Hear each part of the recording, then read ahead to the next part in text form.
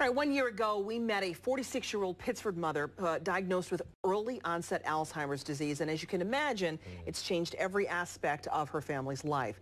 I checked back in with the Norton family to see how they're learning to live with the uncertainty of what's to come. Yeah.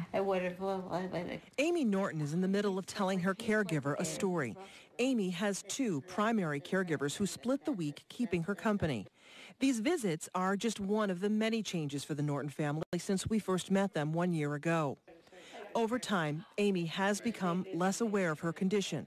She's more relaxed, more vocal, and calmer with fewer bouts of aggression. A year ago, with the disease, she was really more, I think, closed up for many reasons. And as she's lost some self-awareness through the disease, she's become more comfortable, relaxed, smiles more, gives hugs more. Amy was diagnosed with Alzheimer's 2.5 years ago.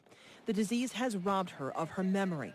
But over the last year, her husband, Brian, says parts of her personality have actually returned. A year ago, we spent a day with Amy, and she barely spoke.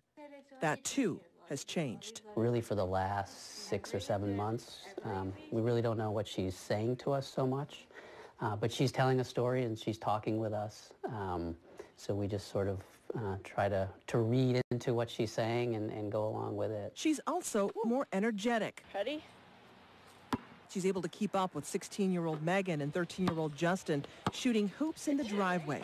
Moments like these are a gift, a break for the Norton children from the reality that Alzheimer's will cause their mother's condition to change again. I think we've definitely gotten more comfortable with it. We've adapted pretty well to our surroundings and how it's changed. And having a caregiver here definitely helps a lot more because now he can spend more time with us, but also we have somebody here to take care of our mom. Can't do much, but he's still with us. Does it bother you sometimes? Sometimes, here and there. But I just get over it, it's fine. There'll always be tomorrow, so that's how I think. And again, it is a real honor for us to be able to tell the Nortons' story, and we thank them for opening their home to us for these two reports we've done.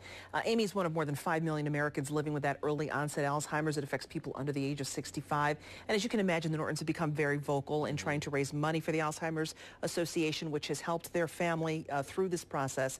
This year they raised the family has a group, a walking group called Hugs for Mom. They raised more than $10,000 for their walk this year.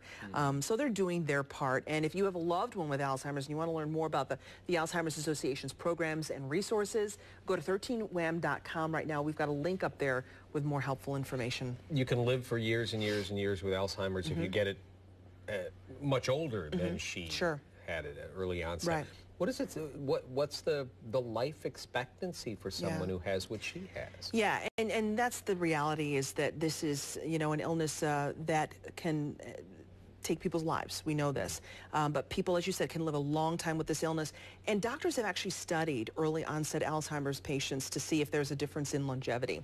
The reality is that they don't know. The reality is that at this point, they cannot correlate an early onset diagnosis to living longer or to even a shortened lifespan. They can't necessarily say if there is a link at this point. But we do know that the disease affects them, younger patients, as it does the older patients as well. There's a continuum of symptoms and signs, and it happens, and it affects all of them. And it affects the family, too. Yeah, well, I was going to say that family is just the way they have adjusted to the reality of the situation, and part of the reality is not knowing what tomorrow's going to be like. Yeah, and they've done the best they can to plan. The caregivers are really giving them a break. The caregivers that come to the home to keep Amy company during the day so that Brian can go to work and the kids can go to school. It's given them a chance to have a little bit of freedom, but they know that inevitably this will change again, and we hope to check back in with the family from time to time to see how they're doing. And again, my thanks to them. Yeah, for sharing the story. It's not easy to let a camera crew in your house, and they were gracious to us. Well, I'm sure they feel they're doing some good by doing it. Yeah. And that's the advocacy for them is how they're coping too. All right. Great story.